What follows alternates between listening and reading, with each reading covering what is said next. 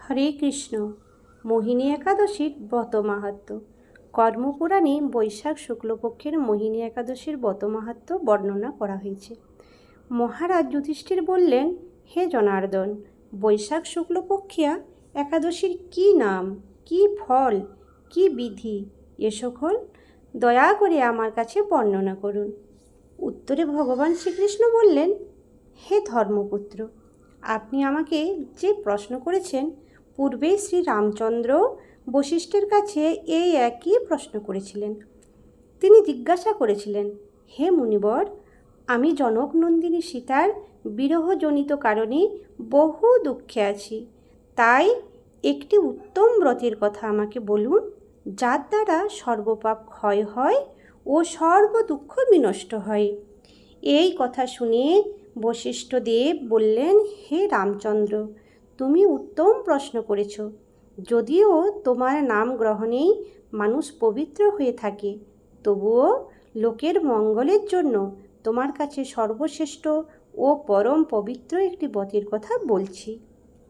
বৈশাখ মাসের শুক্লপক্ষিয়া একাদশী মোহিনী নামে প্রসিদ্ধা।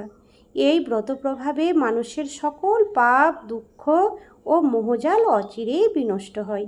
তাই মানুষের উচিত সকল পাপক্ষয়কারী ও সর্বদুঃখ বিনাশী এই একাদশী ব্রত পালন করা। একাগ্র চিত্তে তার মহিমা তুমি শ্রবণ করো। এই কথা শ্রবণ মাত্রই সমস্ত পাপ বিনষ্ট হয়ে যায়। পবিত্র সরস্বতী নদীর তীরে ভদ্রাবতী নামে এক সুশোভনা নগরী ছিল। চন্দ্রবংশজাত ধৃতিমান নামে এক রাজা সেখানে রাজত্ব করতেন। সেই নগরীতেই ধনপাল নামে এক বৈশ্য বাস করতেন। তিনি ছিলেন পুণ্যকর্মা ও সমৃদ্ধশালী ব্যক্তি। তিনি নলকূপ, জলাশয়, উদ্যান, মঠ ও গৃহ ইত্যাদি নির্মাণ কাজ করতেন। তিনি ছিলেন বিষ্ণুভক্তি পরায়ণ ও শান্ত প্রকৃতির মানুষ। সুমনা, দ্যুতিমান, মেধাবী, সুকৃতি ও ধৃষ্টবুদ্ধি নামে তার 5 জন পুত্র ছিল। পঞ্চম পুত্র ধৃষ্টবুদ্ধি ছিল অতি দুরাচারী। সে সর্বদা পাপ কার্যে লিপ্ত থাকত। পরস্ত্রী সঙ্গী, বেশ্যাসক্ত, লম্পট ও দ্রুতক্রীড়া প্রভৃতি পাপে সে অত্যন্ত আসক্ত ছিল। দেবতা, ব্রাহ্মণ ও পিতামাতার সেবায় তার একেবারেই মতি ছিল না। সে অন্যায় কার্যে রত, দুষ্ট স্বভাব ও পিতৃধন ক্ষয়কারক ছিল। সবসময় সে অভক্ষ ভক্ষণ ও সুরাপানে মত্ত থাকত। পিতা ধনপাল একদিন পথ চলছিলেন। হঠাৎ তিনি দেখতে পেলেন ধৃষ্টবুদ্ধি এক বেশ্যার গলায় হাত রেখে নিঃসংকোচে ঘুরে বেড়াচ্ছে। তার নির্লজ্জ পুত্রকে এভাবে চৌরাস্তায় ভ্রমণ করতে দেখে তিনি অত্যন্ত মর্মাহত হলেন। এই কুস্বভাব দর্শনে ক্রুদ্ধ হয়ে তিনি তাকে গৃহ থেকে বার করে দিলেন। তার আত্মীয় স্বজনও তাকে পরিত্যাগ করল। সে তখন নিজের অলঙ্কারাদি বিক্রি করে জীবন অতিবাহিত করতে লাগল। কিছুদিন এইভাবে চলার পর অর্থাভাব দেখা দিল। ধনহীন দেখে সেই বেশ্যাগণও তাকে পরিত্যাগ করে দিল। অন্ন বস্ত্রহীন ধৃষ্টবুদ্ধি ক্ষুধা তৃষ্ণায় অত্যন্ত কাতর হয়ে পড়ল। অবশেষে নিজের গ্রামে সে চুরি করতে শুরু করল। একদিন রাজপ্রহরী তাকে ধরে বন্দি করল, কিন্তু পিতার সম্মানার্থে তাকে মুক্ত করে দিল। এভাবে কয়েকবার সে ধরা পড়ল ও ছাড়া পেল, কিন্তু তবুও সে চুরি করার বন্ধ করল না। তখন রাজা তাকে কারাগারে বন্দি করে রাখলেন। বিচারে সে কষাঘাত দণ্ডভোগ করল। কারাভোগের পর অনন্য উপায় ধৃষ্টবুদ্ধি বনে প্রবেশ করল। সেখানে সে পশু পাখি বধ করে তাদের মাংস ভক্ষণ করে অতি দুঃখে পাপময় জীবনযাপন করতে লাগলো।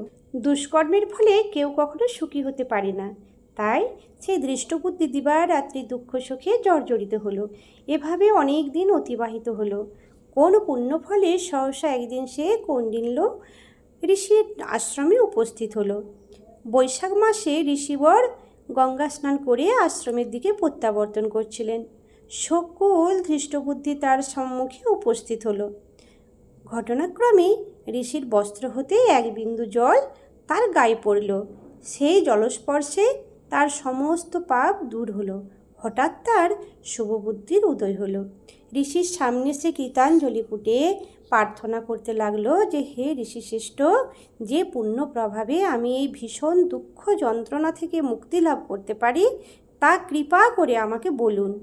ঋষিবর বললেন, বৈশাখ মাসের শুক্লপক্ষে মোহিনী নামে এক প্রসিদ্ধ একাদশী আছে, তুমি সেই ব্রত পালন করো।